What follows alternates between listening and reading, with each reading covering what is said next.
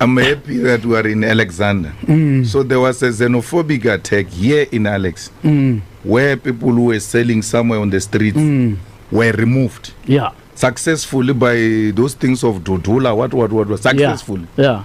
And that space was empty for almost 3 days. Yeah.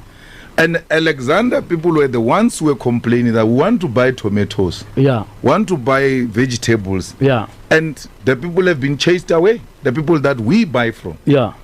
If that was a genuine issue, why after chasing those people from empty spaces, didn't South Africans go and occupy that space and sell those tomatoes since they took your job and you successfully removed them?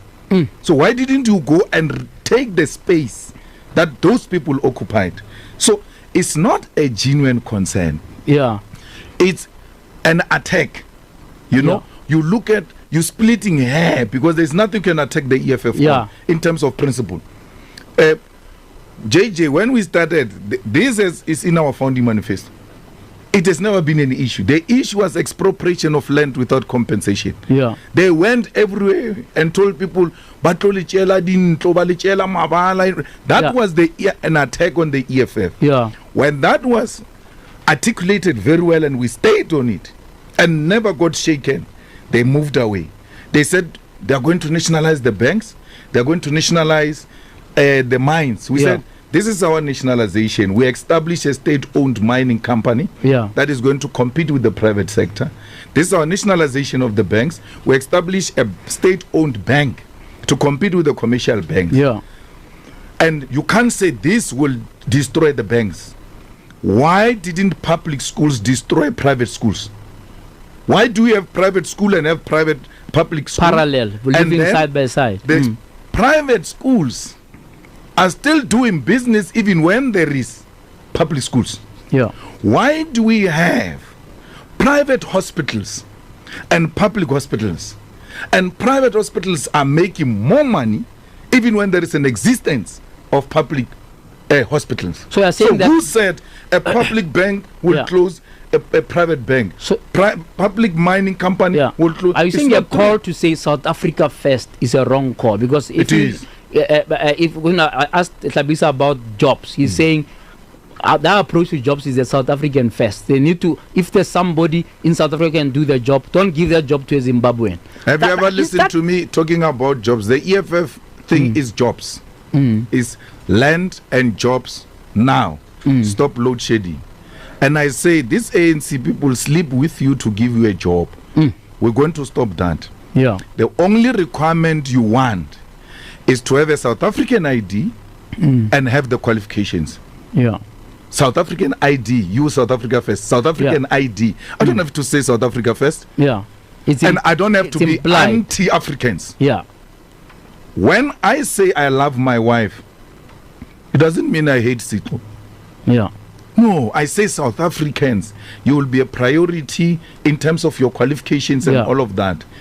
Because these are their jobs. But don't you think your message there is not accentuated then? Because people are always using a cloud that says, oh, this guy's going to open the borders and hire all the people from Zimbabwe. So, South Africans are people who are very open about everything. They would have said to me in the biggest rallies, stop that thing we are talking about. Yeah. Once I start talking about the love for Africans and how this country must unite the African continent, the whole stadium is receptive. Tell me of a country that is rich because of borders. Or no, that country is very successful. It's a world-class country because of a fence. They've got a fence. And a fence led to success. America has got no fence. 54 states under one president, United States of America. Why are they not putting fence for themselves? Why is Europe not putting fence? If fence is a prerequisite for success, for a country to prosper, you need a fence. And even if you need a fence, there is no fence between Zimbabwe and South Africa. Mackenzie went, he showed you, there's no fence. There's no fence in Lesotho. Actually, he thought he was exposing that these people have got no fence. We've been I said that long time ago. I said, you are acting like mad people. You have a gate, but you don't have a fence. And then you come back at your house without a fence, you open a gate to enter your yard. Doesn't make sense. There is no fence. Africans have moved. It is only those who are threatened by the unity of the Africans who perpetuate a message of hatred. But my last point is, why do you hate me for saying people must unite? I'm not dividing people. It seems that it's become an election issue, because if you just have to look at what the ANC is doing in terms of the amendment of the Migration or Immigration Act, right? Do you think they are falling into that trap, that they feel the noise of people as anti-African sentiment or anti-foreigner sentiment, and they are now trying to fit into that, strengthen the borders, appoint the border management agency? You saw the border management agency, they were in full force this weekend, etc.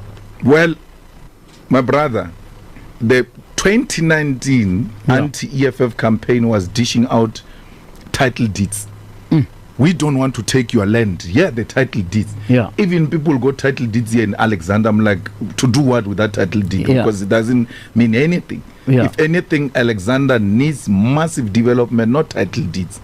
So they said that in 2019. We were unshaken about it, and we still didn't win elections. I will never engage in a political expediency at the altar of a principle. Rather die on the principle with your boots on than to die an amoeba, shapeless. This one pulls you that way, this one pulls you that way. Before we know it, you have got no shape. You are shapeless, and we can't define what kind of animal is this. I'm saying we need a borderless Africa for free movements of people and goods. And that free movement of people and goods doesn't mean undocumented. Because if I didn't want undocumented people, I would have said, don't take IDs, South Africans. What are you doing with documents? All of us have to be identified. And it is documentation that will identify who we are. Even when African state is united, you still have to tell from which state are you.